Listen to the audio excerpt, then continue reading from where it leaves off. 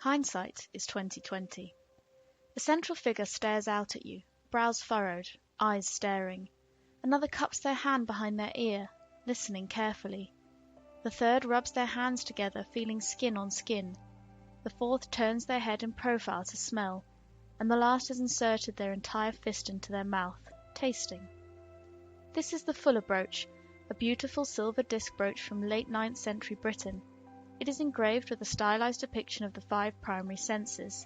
Sight is in the center and is larger than his fellows, suggesting a sensory hierarchy in which vision is prime. In the little roundels that surround the 5 main figures, there are watchful angels, fantastic beasts and flowers.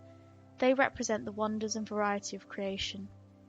The style, known as Trewiddle after a Cornish village in which a hoard of similar items were found, is characterized by intricate interlacing designs of shapes, animals and plants.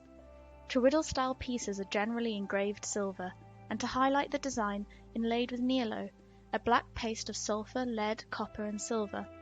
They also bear some resemblance to Celtic and Viking jewellery styles, although they remain their own distinct thing.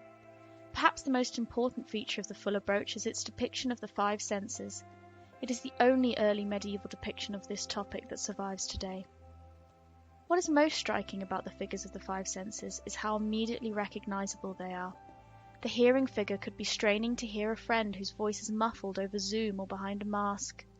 Touch could be rubbing in hand sanitizer, and his pal above could be smelling a bloom as any of us might now that spring has once again sprung, despite our strange new normal.